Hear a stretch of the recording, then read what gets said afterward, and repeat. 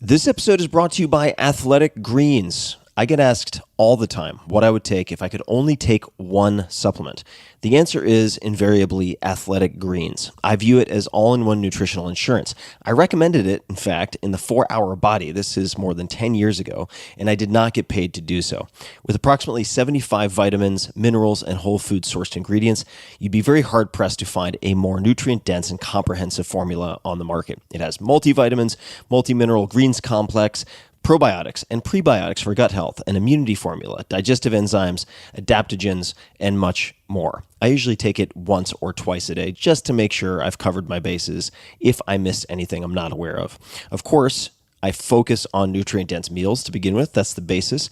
But Athletic Greens makes it easy to get a lot of nutrition when whole foods aren't readily available. From travel packets, I always have them in my bag when I'm zipping around. Right now, Athletic Greens is giving my audience a special offer on top of their all-in-one formula, which is a free vitamin D supplement and 5 free travel packs with your first subscription purchase. Many of us are deficient in vitamin D. I've found that true for myself, which is usually produced in our bodies from sun exposure. So, adding a vitamin D supplement to your daily routine is a great option for additional immune support. Support your immunity, gut health, and energy by visiting athleticgreens.com/Tim. You'll receive up to a year's supply of vitamin D and 5 free travel packs with your subscription. Again, that's athleticgreens.com/Tim. This episode is brought to you by Allform. If you've been listening to this podcast for a while, you've probably heard me talk about Helix Sleep and their mattresses, which I've been using since 2017. I have 2 of them upstairs from where I'm sitting at this moment. And now Helix has gone beyond the bedroom and started making sofas. They just launched a new company called Allform, Allform, and they're making premium customizable sofas and chairs shipped right to your door at a fraction of the cost of traditional stores. So I'm sitting in my living room right now, and it's entirely Allform furniture. I've got 2 chairs, I've got an ottoman, and I have an L-sectional couch, and I'll come back to that. You can pick your fabric. They're all spill, stain, and scratch resistant. The sofa color, the color of the legs, the sofa size, the shape to make sure it's perfect for you in your home. Also, Allform arrives in just 3 to 7 days, and you can assemble it all yourself in a few minutes. No tools needed. I was quite astonished by how modular and easy these things fit together, kind of like Lego pieces. They've got armchairs, love seats, all the way up to an 8-seat sectional, so there's something for everyone. You can also start small and kind of build on top of it if you wanted to get a smaller couch and then build out on it, which is actually, in a way, what I did, because I can turn my L-sectional couch into a normal straight couch and then with a separate ottoman in a matter of about 60 seconds. It's pretty rad. So I mentioned I have all of these different things in this room. I used the natural leg finish, which is their lightest color, and I dig it. I mean, I've been using these things hours and hours and hours every single day. So I am using what I am sharing with you guys. And if getting a sofa without trying it in-store sounds risky, you don't need to worry. Allform sofas are delivered directly to your home with fast, free shipping, and you get 100 days to decide if you want to keep it. That's more than 3 months, and if you don't love it, they'll pick it up for free and give you a full refund. Your sofa frame also has a forever warranty that's literally forever.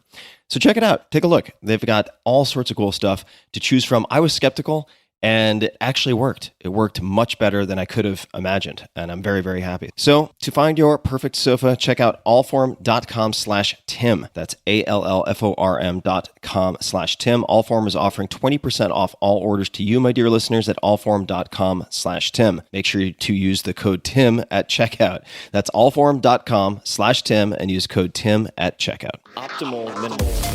At this altitude, I can run flat out for a half mile before my hands start shaking. Can I answer your personal question? Now would seem an appropriate time. What if I did the opposite? I'm a cybernetic organism, living tissue over metal endoskeleton. Tim Ferriss Show. Hello, boys and girls, ladies and germs. This is Tim Ferriss, and welcome to another episode of The Tim Ferriss Show. My guest today is John Doerr, Doerr. You can find him on Twitter at John Doerr. John is an engineer, venture capitalist, and the chair of Kleiner Perkins, as well as the author of the #1 New York Times bestseller, Measure What Matters. He has just written his new book, Speed and Scale, subtitle, An Action Plan for Solving Our Climate Crisis Now. This is something that has really been on my mind, and I'm thrilled to have him on. Dor was an original investor and board member at Google and Amazon, helping to create more than 500,000 jobs. A pioneer of Silicon Valley's clean tech movement, Dor has invested in zero-emission technology since 2006. He's passionate about encouraging leaders to reimagine the future, from transforming healthcare to advancing applications of machine learning. Outside of Kleiner Perkins, Dor works with social entrepreneurs who are tackling systemic issues across climate, public health, and education. You can learn more about Speed and Scale at speedandscale.com. I recommend everyone take a look. John, welcome to the show. Thank you very much. I'm thrilled to be here. I am very excited to explore many, many facets of your life and certainly current interests. And I wanted to start with perhaps the first visit or your relocation to Silicon Valley. How and why, I suppose why most important, did you end up in Silicon Valley initially? I came to Silicon Valley in the summer of some graduate studies I was doing in Boston. And I came there with no job, no place to live, and no girlfriend. My beloved Anne had dumped me and fled herself to Silicon Valley because I was persistent, is the way I'd put it. And so she found herself a great summer job at Intel. I didn't know where she was working. And I too was looking for Anne and looking for a summer job. So I rented a $55 a month garage apartment in the hills above Stanford and set out to cold call my way into some kind of summer opportunity. And this was just at the same time, Tim, you'll remember this, that Intel invented the 8-bit microprocessor, the 8080, which was the engine that MS-DOS ran on and Microsoft Basic and so forth. And lo and behold, I got myself an internship at Intel. And the first day that I showed up for work, guess whose office was down the hall from mine? Well, Anne Holland.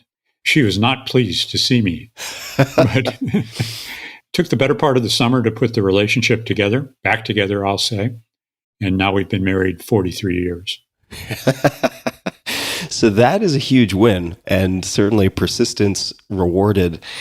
There are some other factors that seem to also contribute to another big win, and that is landing at Intel and also getting to know Andy Grove. For those who don't know, could you describe Andy Grove and perhaps your first impressions?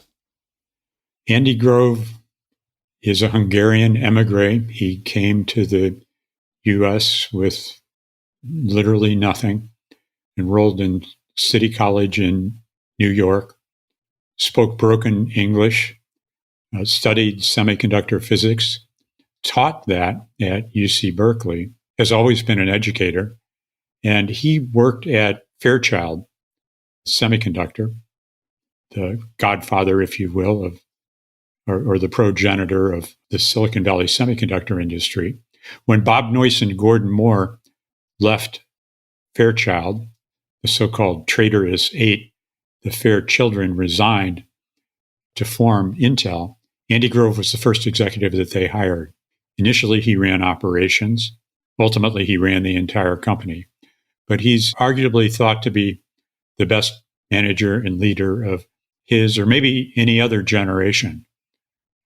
That very first summer that I was at Intel, I got to attend Andy Grove's courses on Intel. He called them IOPEC, for Intel Organization, Philosophy, and Economics. And a particular lesson that he taught was how to get people to set goals, to get them focused and aligned and committed and tracking their progress. Andy called these IMBOs, Intel Management by Objectives. I call them OKRs, for objectives and key results. But to make a long story short, in the semiconductor business, tens of thousands of people have got to get lines a millionth of a meter, 1 micron right, where nothing works at all. So discipline, precision, accountability, stretching to do amazing things, that was all a deep part of the Intel culture and this system. I took this idea of OKRs when I left Intel everywhere I went. I was the Johnny Appleseed of the good gospel of Andy Grove.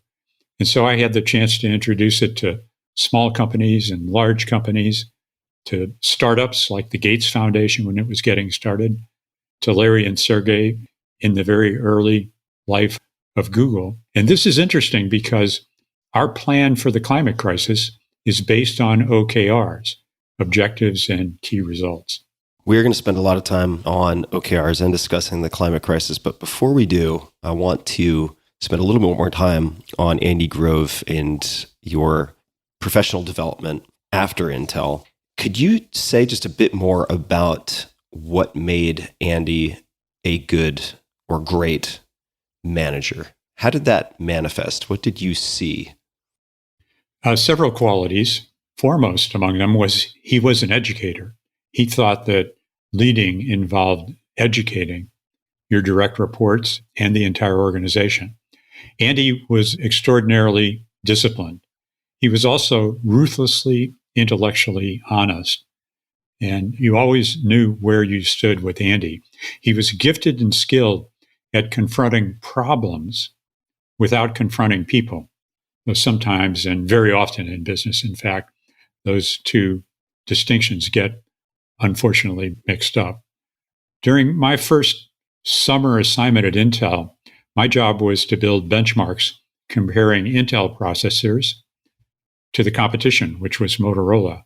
I did that. Andy Grove saw one of my training sessions and drafted me to travel with him to Europe to train the Intel European organization and compete to win business at 3 very large accounts. This was quite a heady experience, a thrill for, as you can imagine, a summer intern. But he became a mentor, a valued advisor, and gave me my fair share of tough love. When he gave tough love, this is something I'm trying to develop as a skill myself, candid feedback, this ruthlessly intellectual honesty. Do you recall how he did that with you, for instance? How he would deliver that so that it would be perceived as being tough on the problem, but not abusive to the person? It was always balanced, but direct. So he'd say, John, I love your potential at Intel, but you have failed miserably to communicate with the field organization the crisis that we're having with our 16-bit microprocessor. I remember when I told Andy that I was going to leave Intel to join a venture capital firm of all things. Well, he had the ability to reach inside your chest and grab your heart, hold it in his hands in front of you, and really question not just what you were doing, but why you were making that decision. So he was a role model for more than the company, far more than me, I think for the whole innovation industry in his tenure. Before you made your decision to become a venture capitalist or to pursue venture capital, and please correct me if I'm getting this wrong, but while at Intel, you made what people might think of as an unusual request to be transferred from the Santa Clara headquarters to the Chicago sales office. Why did you do that, if I'm getting my research right? You're right. That's impressive. My initial assignment at Intel was in engineering and then in product management. But through my career, I've been really blessed to have, at any given time, one or maybe two mentors. And my mentor, Jim Lally, advised me, John, if you ultimately want to be a marketing manager or a general manager, you're going to succeed or fail based on your ability to motivate others to get sales, to generate revenues, to have happy customers. And you're never going to learn that skill if you stay in the factory. You should go out to the field, take on a quota, carry a bag, solve problems for customers, sell, make your commission or fail at it, motivate others to do the same. And so he pushed me out of the offices. It was a great gift. And I decided I'd go around and hire myself a field sales manager, somebody to manage my career. I settled on Chicago. And that year and a half, helping people succeed with Intel's new microprocessors was one of the most gratifying times of my career.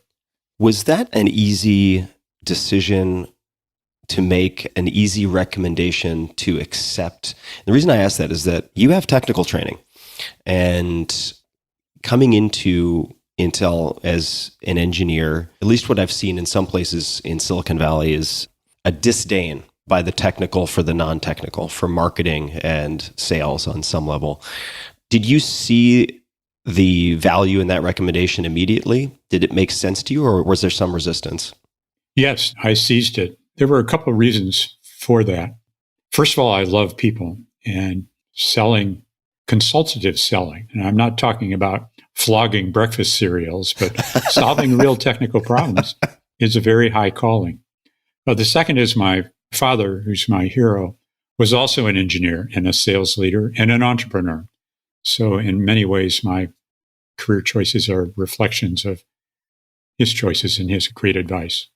One of the entrepreneurs I work with, Jeannie Kim at Nuna, says, she reminded me, John, when you're backing the leader of an enterprise software company, be sure that leader loves enterprise selling, because it sets the tone for the entire rest of the organization. That makes a whole lot of sense. And I would love to come back to the segue to venture capitalist. And I'm actually going to read a little bit from Measure What Matters. And this revisits that conversation that you had with Andy about your decision. So I'm going to paraphrase here just for the sake of making it easy for this conversation. But Andy said, "Come on, Dor, don't you want to be a general manager and own a real P&L? I'll let you run Intel's software division." End quote. So now your commentary is, it was a non-existent business, but could have been built into one. And then he added a zinger. "John, venture capital, that's not a real job. It's like being a real estate agent." So of course, he knows how to push the buttons. He knows how to use the carrot and the stick. But all of this begets a question for me, which is, why were you so interested in venture capital? How did you become so interested? I wasn't interested in venture capital. What I understood was that venture capital had something to do with starting companies.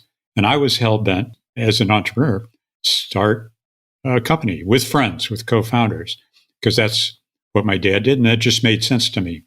So after I interviewed with Kleiner Perkins, Caulfield and Byers, which sounded to me like a law firm, they said, what we're looking for, Dor, is someone with a strong technical background, an excellent network among brand name Silicon Valley companies, who has good people skills, strong technical skills, I've already covered that, and is willing to be kind of a gopher, carry business plans, read them, do whatever we need to do to be successful. I responded, well, that's fine. I would join Kleiner Perkins, but only if you promise you will back me in starting my own venture. And they said, well, sure, we have a long history of doing that. Genentech was created in our offices, Tandem Computers. So we'd love to see our younger associates write plans and go develop them. And they stood by their promise on multiple occasions when I was fortunate enough to help others start new companies. Let's flash forward, if we could, to an encounter that you already mentioned, and we may fill in the gaps, but I think this is also perhaps a segue into further discussion of OKRs. Could you describe your first meeting with Larry and Sergey, please? Oh, yeah, that was great. I just committed the largest amount of capital that our partnership had ever committed at the highest price to two Stanford computer science dropouts who had no business model, no idea how they'd make money. They were 24 years old. Perhaps you can add a rare photo that I have of them in their garage. But I was doing my Gospel of Andy Grove OKR Johnny Appleseed slideshow. I literally took Andy's slides and presented them to Larry and Sergey. At the end of that talk, I asked them for feedback. I wanted to know if they were going to adopt it or not. And Larry was his usual quiet self and gave me no feedback whatsoever. Sergey, who was more ebullient and expressive, well, I'd like you to believe that he said enthusiastically, John, we'll do this. Actually, the truth isn't quite that. What he said was, well, we don't have any better way to manage this company, so we'll give that a try, which I took as a kind of ringing endorsement, because every quarter since then, every Googler has written her objectives and key results for the next 90 days, posted them on a public website, graded them from the period before, and shared them. And Google does this to get everybody focused and aligned, committed, tracking their progress, and most of all, Tim, stretching for amazing, audacious, nearly impossible goals. So a good grade at Google is considered to be 70% or so. Now, at the end of a quarter, what they do is they sweep these aside, because very importantly, they're not used for bonuses. They're not used for promotions. They're used for a much higher calling, which is to get a collective kind of social contract and getting everybody to want to do what must be done. Do you recall what was on those initial slides? Was it copy and paste more or less the same thing you just described? But those slides that you presented in the garage, do you recall the primary takeaways or? Oh, sure. In fact, I have a set of them to this day. Oh, amazing. If you'd want to post them on your website for your audience. I'd definitely love to do that. So we'll follow up and put those in the show notes. Let's do that. Why did you present that to them? Was it to try to provide them with a framework for ultimately executing on a business model once they identified one? Was it for some other purpose? It was simply so that they could achieve operating excellence, maintaining their culture as they grew faster than anyone ever had attempted before. They may not have known how they were going to make money, but they were very clear on their mission and their values. Their mission was to organize all the world's information and make it readily available everywhere. That's pretty breathtaking and ambitious and timeless and true still today. To do that while you're trying to constantly improve the product and recruit more talented people to go faster, you want to have a sturdy, reliable way to set goals, check goals, get everybody aligned around really owning and wanting to do the right thing. I'll never forget some sessions I had with Larry Page. Every quarter for a long time, for many years, he would review the individual objectives and key results for every engineer at Google. This would take him a day and a half or more per quarter. And of course, he walked the talk. He would stand up in front of all the employees, Eric, Larry, Sergey, and they'd show their individual OKRs graded, as well as the OKRs for the entire organization. And here's one remarkable thing, Tim. Those goals, those OKRs, to the best of my knowledge, never leaked. It was part of the Google culture that that information, which was very business sensitive and confidential, could be shared and kept within the organization. That is really remarkable just to try to wrap your head around, especially as they began to scale and add such tremendous headcount. At the time, if we could peg a date to it more or less, what year was that first deck? The first OKR session? Yeah. The first OKR session with Google was in 1999. Okay. This is 2 years before I moved to Silicon Valley. And part of what impresses me about your career and experience is the breadth of investing that you've done. You've invested in so many different sectors, so many different types of companies. You mentioned this was the largest capital commitment that the partnership had made to date. Why did you decide that was warranted, and how did you convince the other partners that this was a good idea? Well, it was certainly a group decision. And while I was the advocate, there were co-sponsors. It was a controversial decision, which is true, I think, of many great investment decisions. If it's obvious, then someone else will have done it before, or everyone's doing it. But this was, you'll recall, I think about the 18th search engine. And Kleiner had invested in an earlier portal and search company called Excite, which became Excite at Home. And so there was some coordination, I guess I'll call it, or maybe just best practices of making sure that Excite had bid to try to acquire Google in the early days.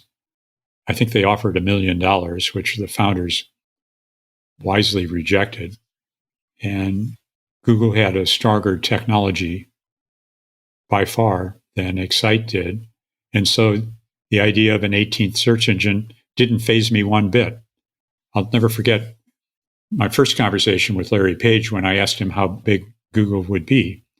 And he told me $10 billion. Remember now, this is around 1998. This is at a time when you still dialed up to get into the internet. I about fell out of my chair. I said, Larry, surely you mean market cap at 10 billion. He said, no, John, I mean revenues. Search today is just in the very beginning. In fact, it's a very crummy experience.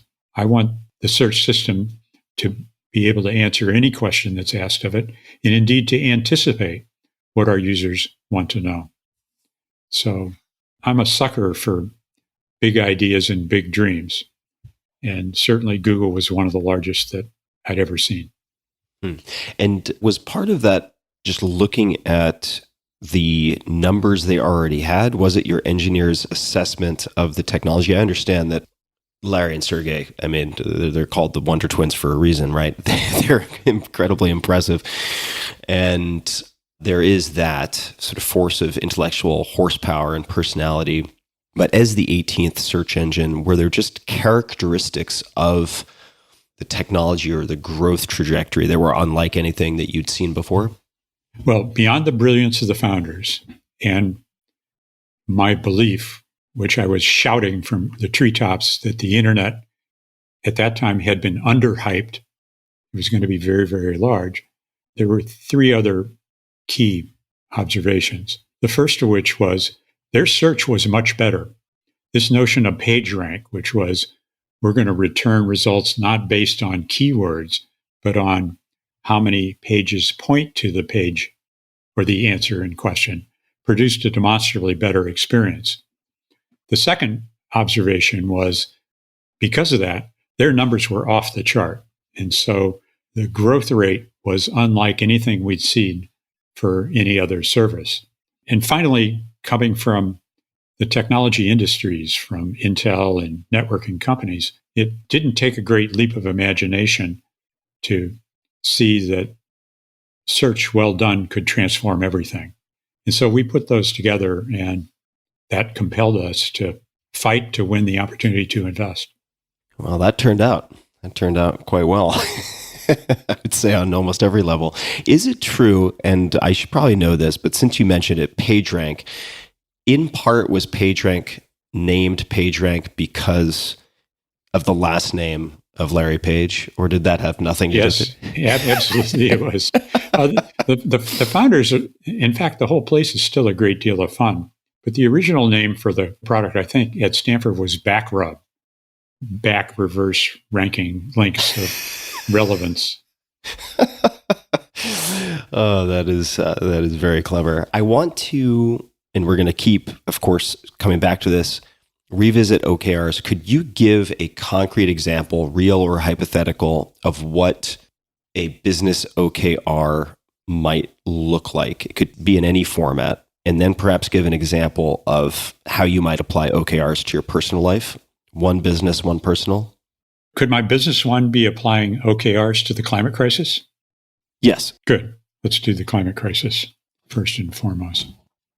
So, look, there's three numbers that we've got to remember about the climate crisis. This is the engineer in me speaking. And those numbers are 59, net zero in 2050.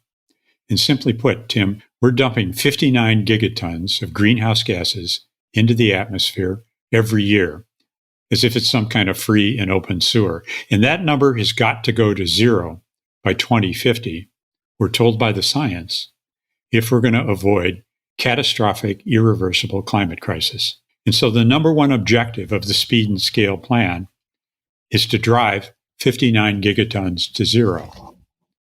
That's great. That's a goal. The world has lots of goals with respect to climate and with respect to this really important area. But a long list of menu options is not a plan. A list of hopes and dreams or despair and anger, that's not a plan either. And so what Speed and Scale is a plan. I'll describe it for you. And by the way, you can get this plan for free at speedandscale.com right now. Just have the listeners go there and click on it. But it shows the 5 areas where we have objectives, which are to reduce emissions from 59 to 0. Simply, and we know this, electrify transportation, decarbonize the grid, fix our food systems, not only what we eat, but how we grow what we eat, protect nature, clean up industry, which is how we make steel, cement, and other dirty carbon-emitting things. And then finally, Tim, because these first 5 only add up to 49 gigatons per year, we have another 10 gigatons of carbon that we must remove. We will continue emitting carbon, but we need to get to net zero. We've got to do this by 2050, or we're out of time. If we do it by 2060 or 2070, it's too late. This is a rate race that we're in. So there are 4 objectives in this plan that will enable us, give us a fighting chance to get this done in time. The first of those is to win at politics and policy. The second is to turn movements like Greta Thunberg's global school strike into real action. The third, very near and dear to my heart, is to innovate, invent. And the fourth is to invest a lot more money in it.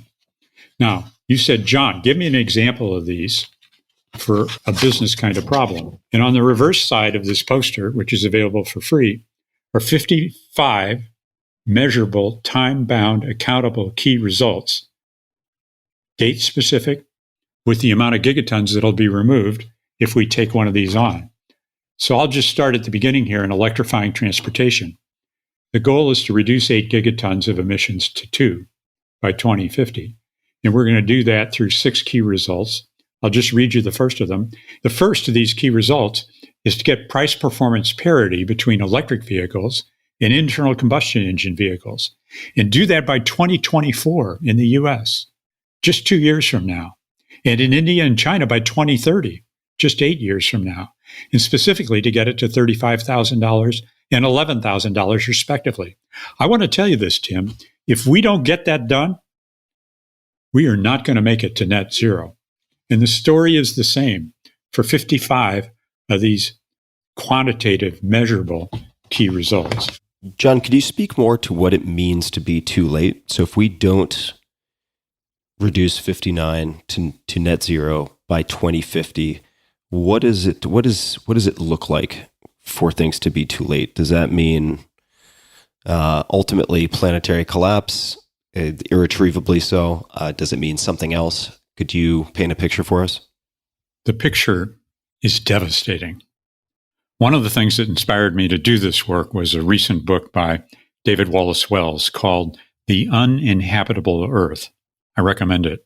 It's a terrifying picture of the coming devastation from global warming.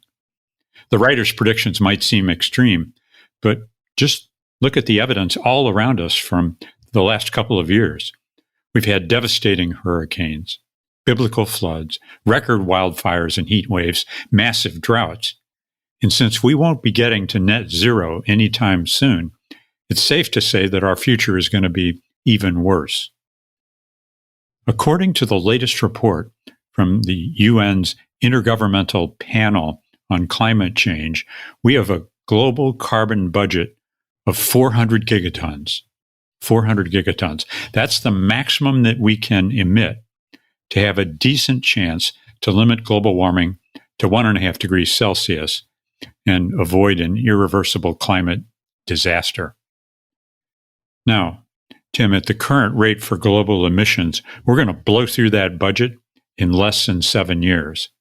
That's why we're joining Jeff Bezos, Christiana Figueres, and John Kerry in saying we must cut drastically now. This is the decisive decade. If we don't get a 50% reduction by 2030, we're screwed. Just a quick thanks to one of our sponsors, and we'll be right back to the show. This episode is brought to you by ShipStation. The holiday season is fast approaching, and we know that people will be buying more stuff online than ever before. All of these trends to e-commerce have been accelerated due to COVID and much more.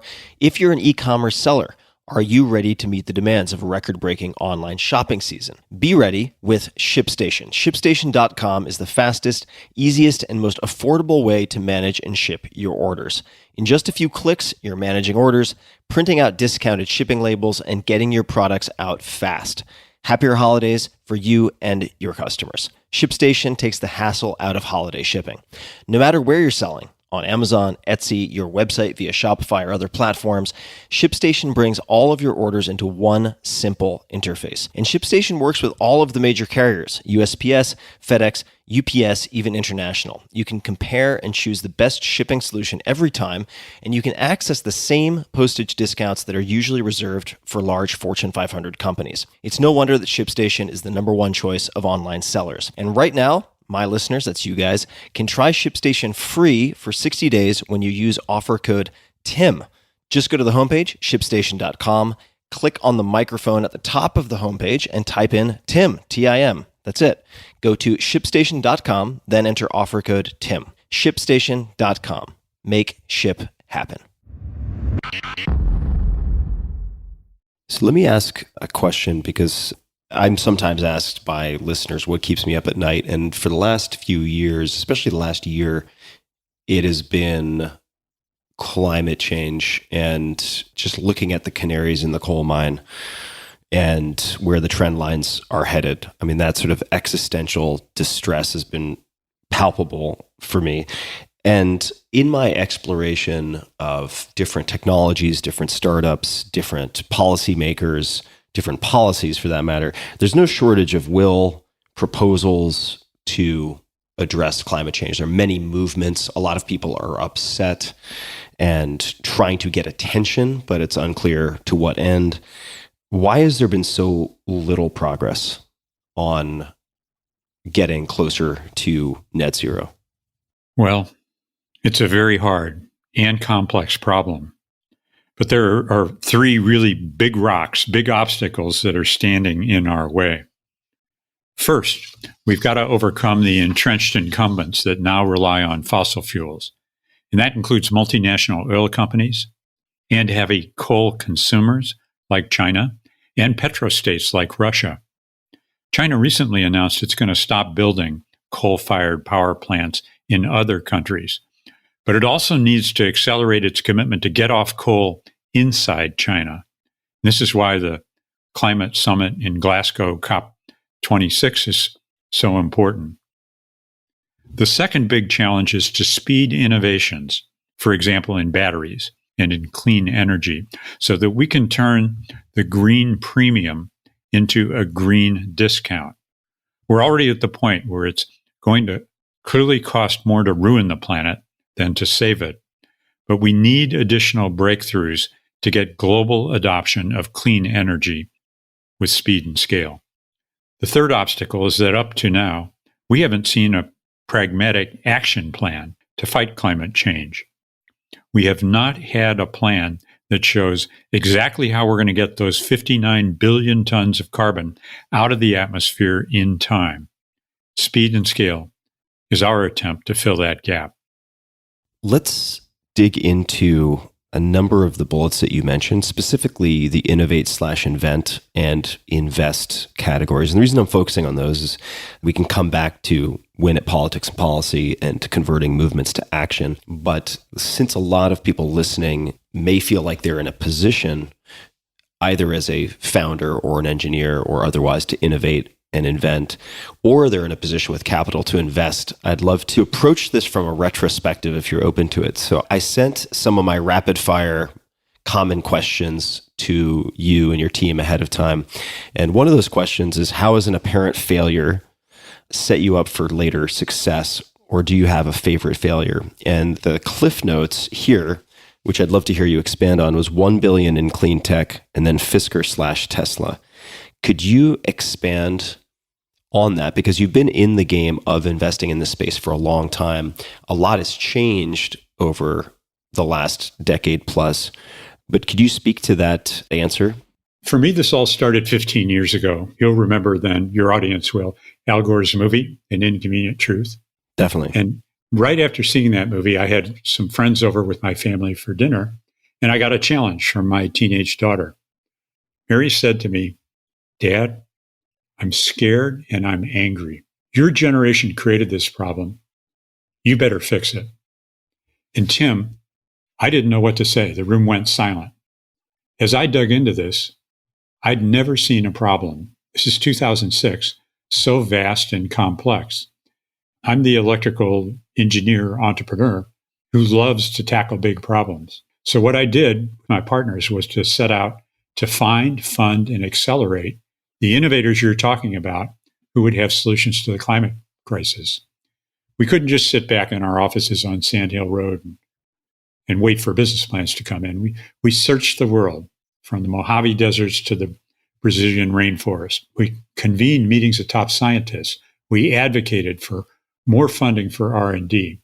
We met with hundreds, actually nearly 1,000 entrepreneurs, and even hired my personal climate hero, Al Gore, to join Kleiner Perkins. We invested $1 billion starting in 2006 in 100 different clean tech companies, and most of them failed. I've got a lot of scar tissue. We had our share of failures, and failures come with the territory in the innovation business. But we stood by these entrepreneurs, Tim, and that $1 billion today is worth $3 billion. What I learned from that experience is that clean tech takes more time, more money, more guts, with longer horizons. And the innovators, the entrepreneurs, need to, in Andy Grove speak, be ruthlessly intellectually honest about where the risks are in their venture, get those risks up front, remove them with early dollars. And if the risks are way downstream, think twice or even 3 times about pursuing that, because it will take longer. It will take more capital. You'll be fighting incumbents. There will be a groundswell of public demand and appetite, and ultimately, I believe, institutional support. Today, 2021, 15 years later, are very different times than 2006. But this is not for the faint of heart. It's for the people who are full of heart, full of head, and are devoted, as so many are, to using their entrepreneurial and creative skills to literally change the world. I would love to look at this a little further, because I'm committing a lot of my own capital to startups who I hope can move the needle with getting to net zero and in many other capacities. And it strikes me that there are a lot of different approaches one can take. And one of the things that makes me optimistic now, as opposed to, say, 15 years ago, and I'd love to just get your sanity check and have you add to this because you're so much more experienced, is that we're starting to see a lot of companies where the unit economics are so attractive and the products they are creating and services so compelling from an economic standpoint. Also, the narrative has changed culturally, that they can very quickly generate profit and be self-sustaining, where it seemed like in the earlier days, maybe even in 2006, it was really important to play the policy angle and to look for regulatory or legal change, as well as maybe even possible government subsidies to support a lot of companies. And I'm just wondering if some of those changes are things that you agree with or have observed, or if other material changes have made this sector even more attractive for investment now. Tim, the sector is a lot more attractive now than it was in 2006.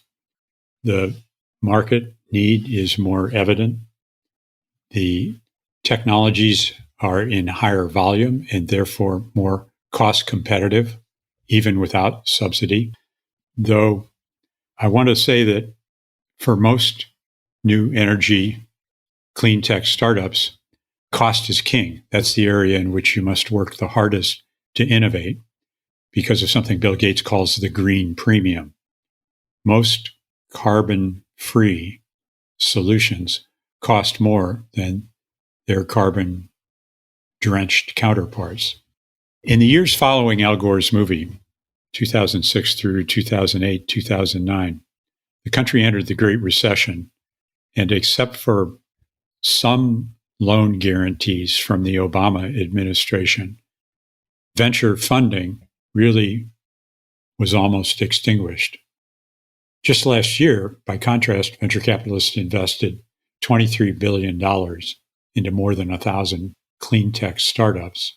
And this year, 2021, startups have raised $16 billion in 250 ventures. That's in just the first part of the year. Over the last year, more than 1,000 investment firms have joined in this mission. So it's very vibrant. The paths are clear. The transportation sector is leading the way.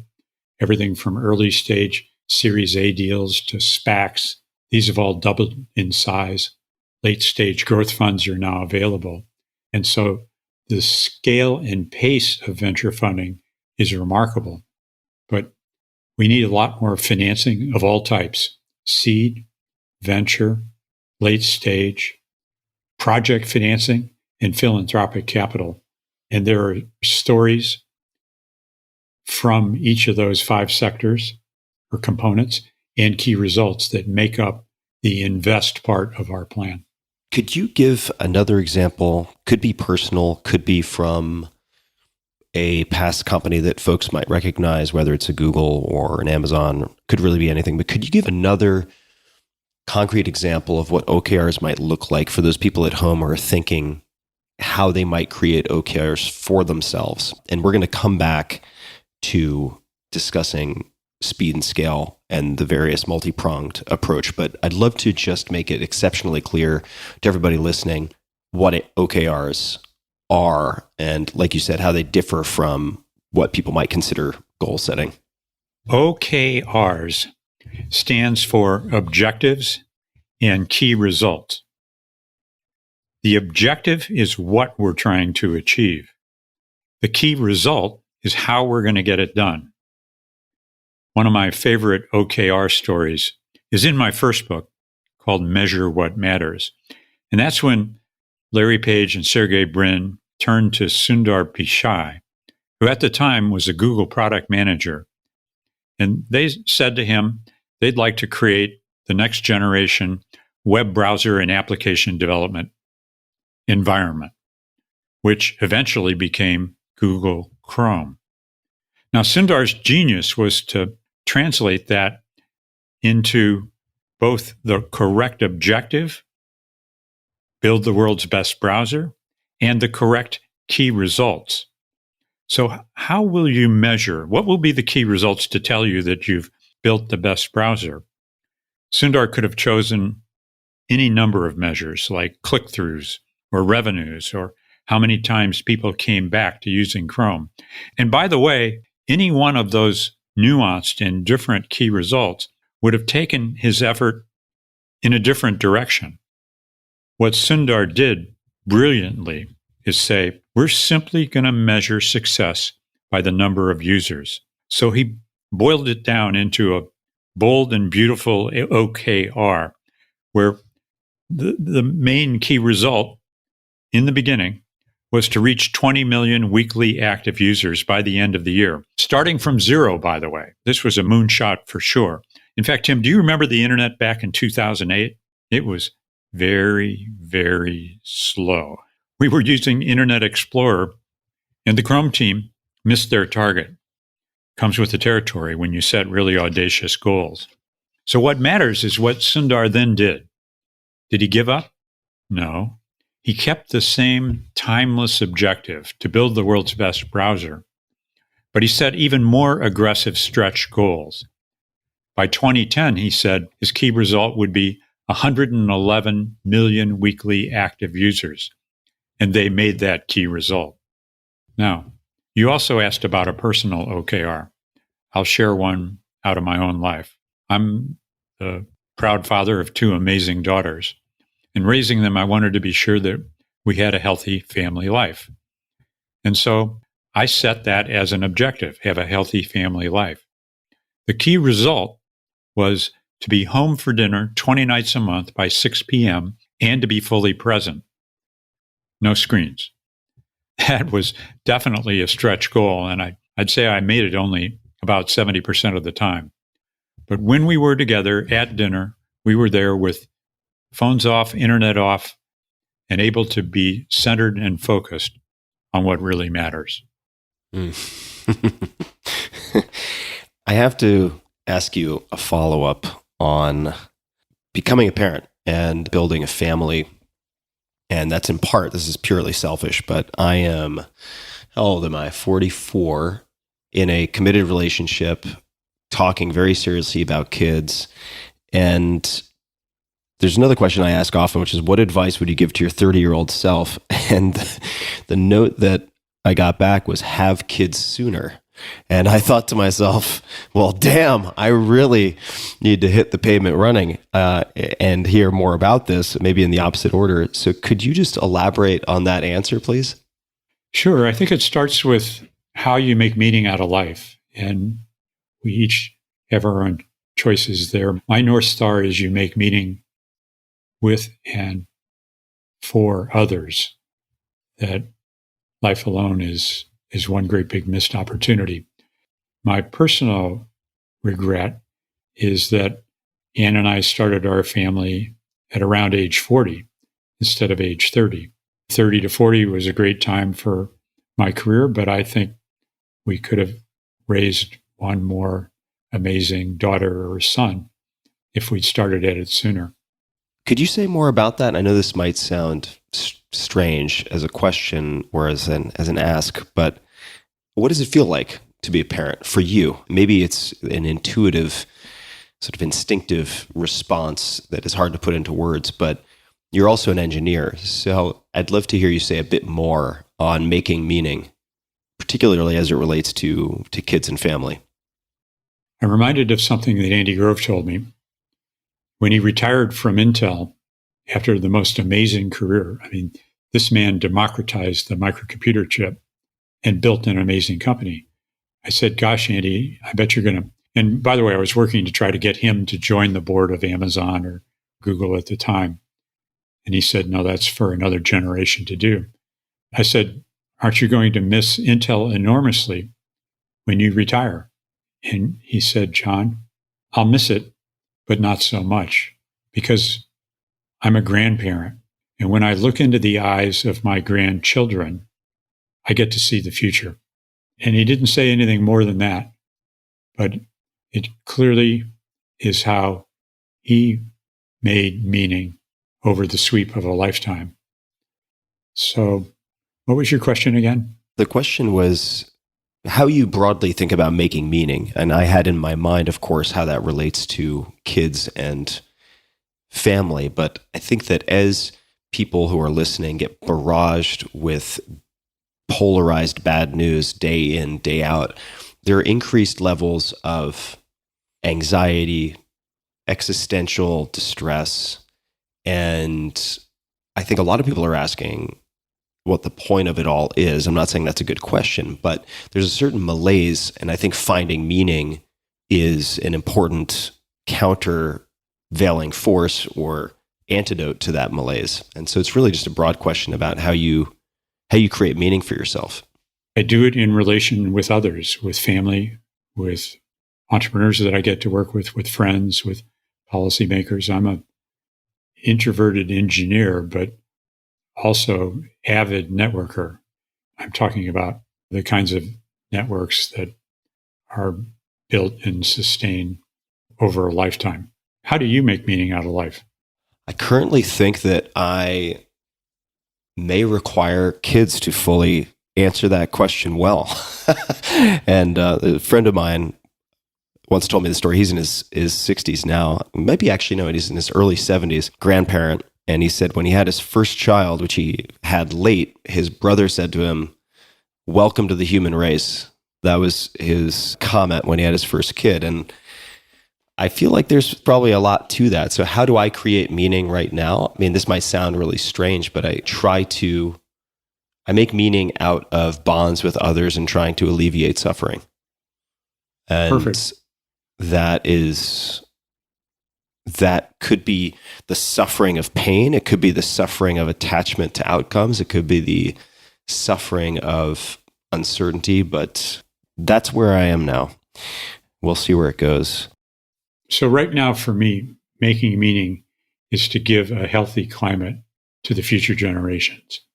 I believe we owe it to them for them to enjoy the opportunities in nature and in the lives that we have.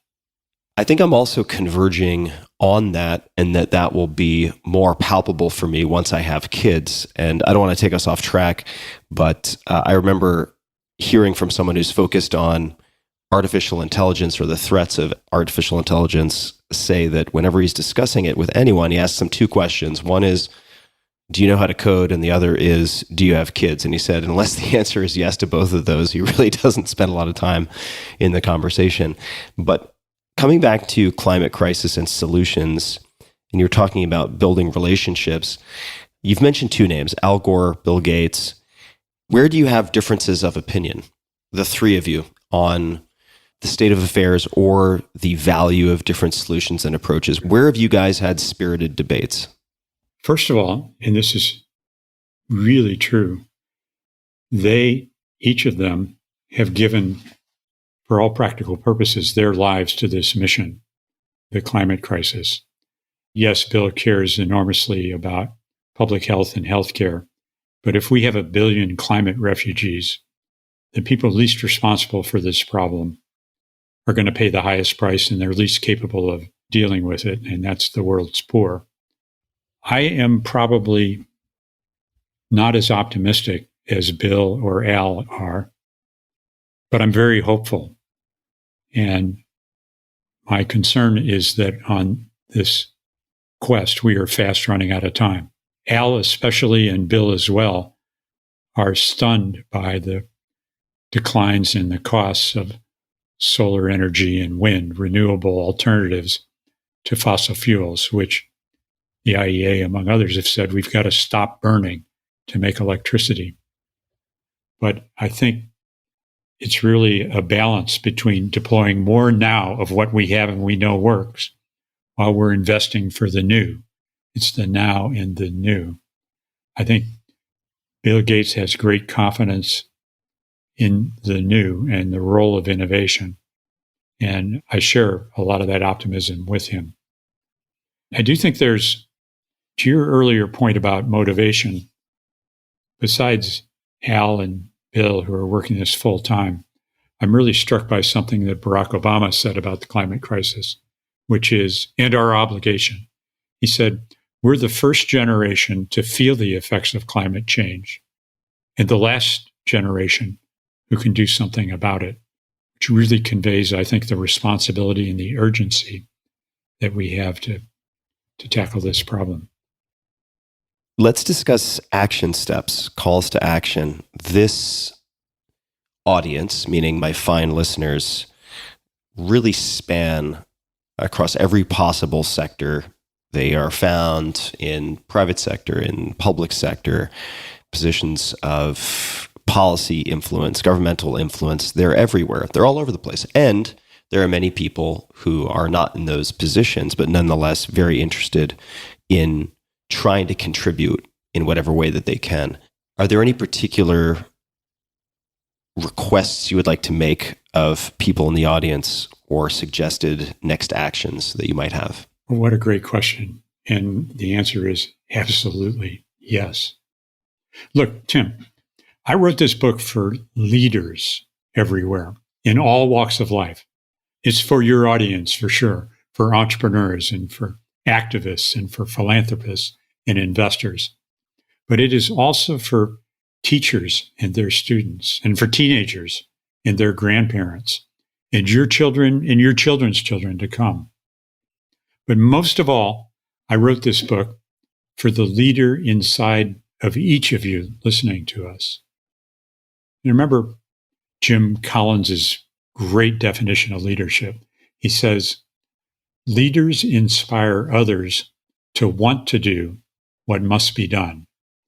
They inspire others to act. And so while we've got to act individually, you should switch to electric appliances. If you can afford them, buy an electric vehicle, eat less beef.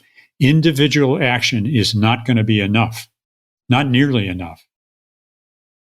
If we're going to get to net zero, we need massive global action. And an example of that is to pressure our utilities to clean up their electric grids. That's collective action.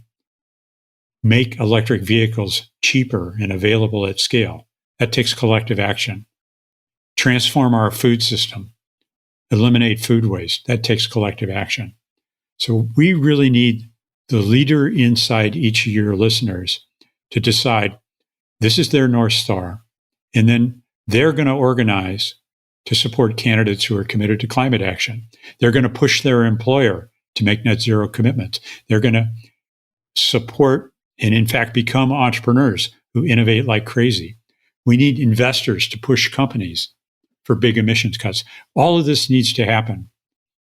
And we have to get halfway there by 2030. We've got to improve at least 8% per year against a monumentally hard goal. Because we're at 59 gigatons right now. That's going to get worse before it gets better. We're going to go from 7 billion to 10 billion people. And so I like to say this is the mother of all markets. It's also the mother of all problems. But we can do it, especially if we've got a clear plan. And my understanding is that people can find free resources, a lot of what we've talked about in terms of options for action that you and certainly your team have thought through based on OKRs and timelines, deliverables, et cetera. They can find those at speedandscale.com. Is that the best resource for people? That's certainly a place to start. Get the plan there. Also, get this book. And I'm not saying it to sell the book, but there's a bibliography. The book doesn't have appendices. It has resources. And so there's another 40 or so books. There's every advocacy group. There's every investor that's working in the field. I think of this book as a field manual, a guide that I'm determined to update on the web and in print form until we get this job done. The work, by the way, I want to give credit to the teams of policy experts and scientists. I'm an engineer, Tim, and I have a hard problem with words. It's really hard for me to write and write things well. So the truth is I cheat. And easily half of this book are verbatim conversations with 35 different climate leaders. Stories from Mary Barra, who's running General Motors, and what it was like for her to decide to stop making internal combustion engines. Or take Christiana Figueres, who ran the Paris Accords the last time. She tells in the book what her hopes and dreams are for the coming Glasgow COP26. Or an entrepreneur, Bruce Nilles, who shut down more coal-fired power plants in the U.S. than I think any individual. So 35 different conversations, a field guide, a plan, an action plan for solving the climate crisis. So it sounds like people will not only get inspiration, which is sort of that initial push in a sense, but also the instructions so that when they're pushed in a direction or pulled in a direction, they actually have practical next steps that they can take. And certainly two of those right now would be going to speedandscale.com and getting Speed and Scale subtitle and action plan for solving our climate crisis now. This is something I am thinking about all the time. So I was very, very happy to have you on, John. I've been looking forward to this conversation. I think it's a critical conversation, maybe the critical conversation that more people should be having right now. Is there anything else that you would like to say, any closing comments, any requests of my audience before we bring this conversation to a close? Yes, there is. And thanks for giving me the opportunity to do that. I think it's important and been an important part of my learning to realize that climate change is the world's biggest inequality machine. I've said before, those that suffer the most, who will suffer the most, did the least to cause this. And those who cause it the most are best equipped to escape the consequences.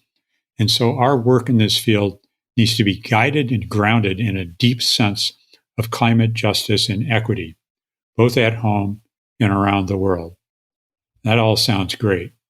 What it really means is we need to acknowledge the differences between the developing poor countries and the developed countries, because there are vast differences, disparities in their ability to move away from fossil fuels and in how fast they can do this.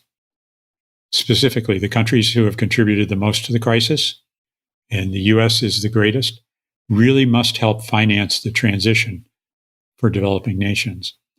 We've also got to be mindful of the millions of everyday workers whose livelihoods are tied to fossil fuels. They deserve retraining, quality job opportunities, and pollution-free neighborhoods. The United States must go first. And so, just in the last couple of days, Biden agreed to double the U.S. commitment towards the $100 billion per year fund that the developing world and the Paris Accords called for. But it's not yet enough. If there's a rallying cry for where we stand today on this existential crisis, this mission, it's not enough. We've got to act with greater speed and scale. Hence the name. Hence the very apt title, Speed and Scale. John Doerr, I have followed you very closely since before I moved to Silicon Valley. It's such a pleasure to spend time together. Everyone can find you on Twitter at John Doerr, Doerr. And the book, again, is Speed and Scale. Speedandscale.com is where people can learn more. And I really appreciate you taking the time today, John. This is an important message, and I'm glad to have you out there pounding the drum and having these conversations. Tim, your creation of a community and cause is a great gift to this campaign. And I'd like your audience to share with me and with us what they're doing about this, what OKRs they are creating, and have them send them to me. I'm John at speedandscale.com. We're all in this together.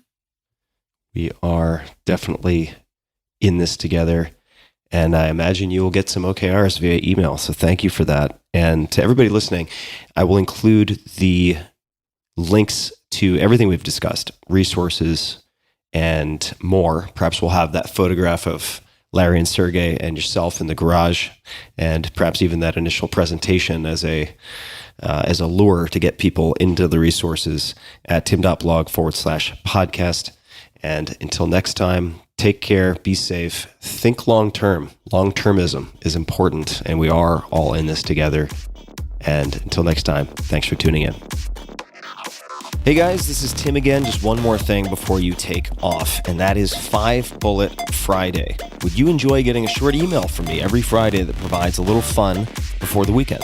Between 1.5 and 2 million people subscribe to my free newsletter, my super short newsletter called 5 Bullet Friday.